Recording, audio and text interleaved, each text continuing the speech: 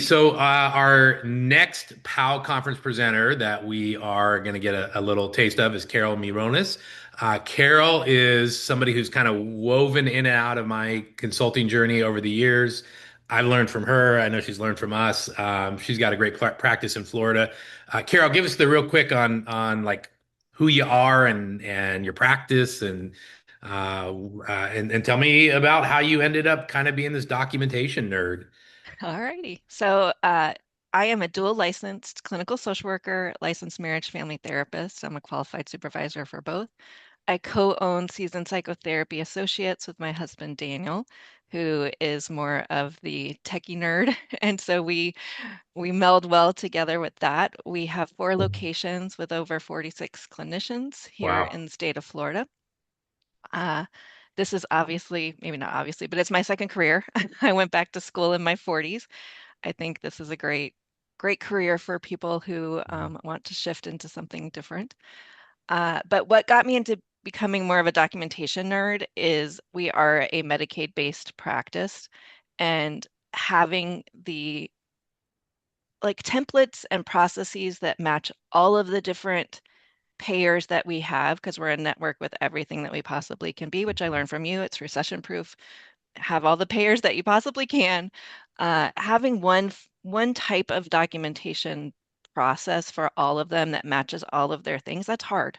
It takes a lot of work. It's going through all of the different manuals and provider handbooks, and this one wants this and this one wants that. But how can I make it so that my clinicians are only spending 5 to 6, 7 minutes on a note? Mhm. That's the Because, goal is 5 to 7 minutes on a yep, note. that is my goal. I want them to not have to spend too much time on their documentation, because that retention of employees is the number one goal too. So that's Well, and what made that's me get into this. that's great. I mean, the 90837, it's the 53-minute minimum. Mhm. So theoretically, with that kind of note structure, you can fit under the hour. Yeah, it's interesting. When I built my group practice in Arkansas, we had a lot of people coming in from the agencies, right? We all know that kind of dreaded term. But the answer there was over document. Like they Mhm. scared them so much about documentation and recoupments and all that kind of stuff that they were spending 20, 30, 40 minutes on notes. I mean, they were basically rewriting the whole session. Yeah, And there was burnout there. And then the funny part, I think a lot of us that have run group practices saw this early on, even with our own practices, and we kind of know it with the folks that are going to solo practice. On the solo practice side of things, they're not doing any documentation. I Like, know, it's crazy. right? You get the subpoena and you write like 2 years Yeah, worth of notes. So I'm thinking something like this is going to be great for group practices where the owner is trying to yeah, decrease burnout, but also solo practices who are crossing their fingers that nobody ever asked for the notes. Uh, right. so But they will. Like in yeah, the time period that I've been in this, the records requests are they come left and right. yeah. Subpoenas we're getting now all the time. Well, and it's actually one of the things I've seen solo practices get slapped pretty hard for Yeah. at a state regulatory level, licensure. Hmm. Like Yep. when it's clear that all your notes for the last 2 years were done over the weekend, Hmm. that goes against that requirement most states have to keep adequate notes. So I think, And also our code of ethics we yeah, our have. code of ethics. And I think AI is going to do this. Right now they're coming after the big group practices, but it's going to become more and more automated. They just ask everybody for everything. So Yeah. in your journey of learning to kind of find that, I'm going to call it the Goldilocks note, right? Not too big, Yeah. not too small, just Yep. right. What do you think? Let me ask you this way: what do you think is one of the more extraneous things people put in their notes that can be pared down? Extraneous stuff that insurance doesn't care about. Who Hmm. their cousin is, what the story is behind the, you know, dysregulated relationship. They don't Yeah, care about that. They yeah, all they care about, I'm really big into medical necessity. yeah. What is we're taught as therapists at least, and certainly in the social work vein, on strengths. So we don't want to talk about the bad stuff too much, Hmm. when we're talking to our clients. Insurance wants to hear the bad stuff. Mhm. Why are Yeah. they there? Why are they seeing you? What are you doing that I don't want to see that somebody was validated.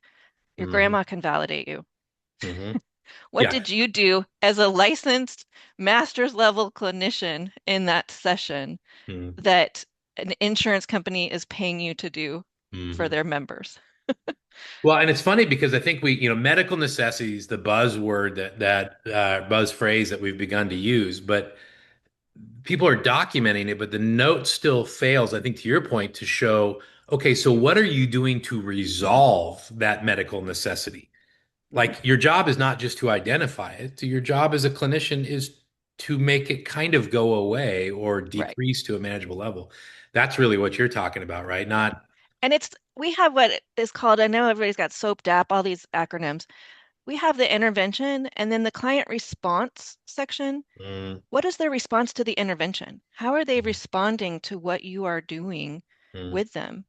mm. Is a big part of what is showing progress and showing if you ever do get your notes audited or whatnot, you should have enough medical necessity in there that they're reporting still that they're having um, feelings of depression. We're really Mm, big into screenings. mm. You've got to, in this gig now, have some kind of evidence-based screenings that you're giving on a regular basis Some and type of document needle that. that's measuring. Hmm. Yeah. Yeah. You think you're Even going if to it's a see that Likert more and more? scale of 1 to 10, give me a 1 to 10. Where's your anxiety today? Put Yeah, something in there. the SUD scale. I mean, Yeah. something, right? Yeah. Hmm. Yeah, it feels like we're going to see more and more demand for that, and clinicians need to, like, again, if you got to include that in the notes, Yeah. then you got to learn to exclude some of that narrative. Yeah.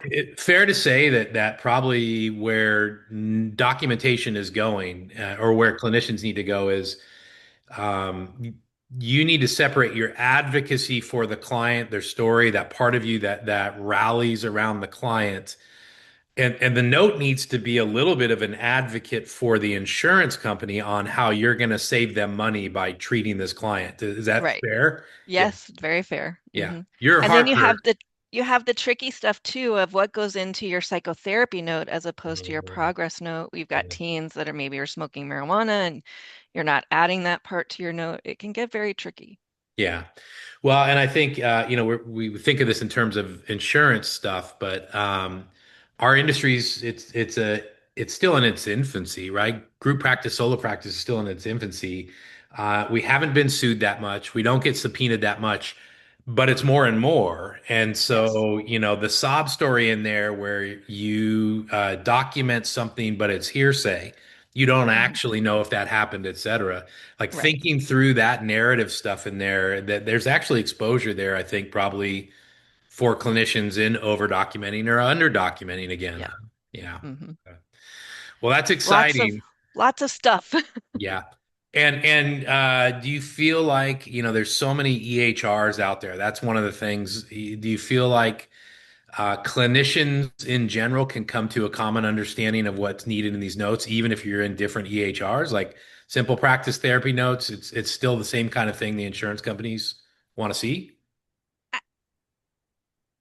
We've done our own deep dive of trying to find EHRs and gone down the rabbit hole of interviewing probably at least 100 now because Hmm. there's no EHR that suits a group practice's needs like ours.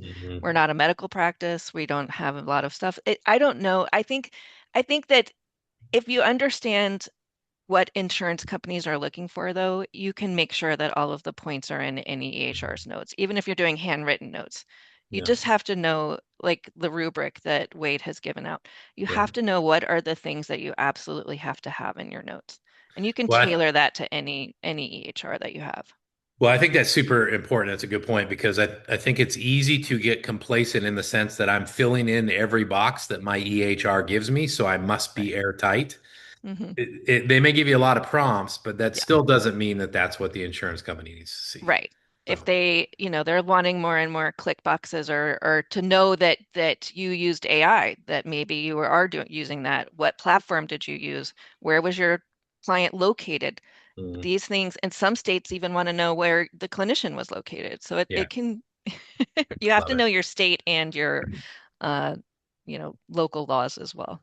Mhm. Well, I'm excited to see you in a few weeks. Thank you. It sounds like you're going to bring some systematic thinking to how we do this. I love the idea of 5 to 7 minutes on a 20 clinician or 25 client caseload, something like that.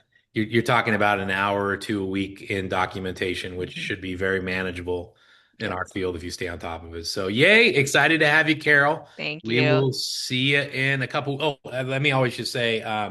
If people want to find you out there, learn more about Carol, what's the easiest way to get a hold of you? Some people may just find this on YouTube and Yep. love what you Well, our do. website is just seasonpsychotherapy.com. That is the best way to get a hold of me. And I'm also Season Psychotherapy is on Facebook, LinkedIn, as well as Instagram.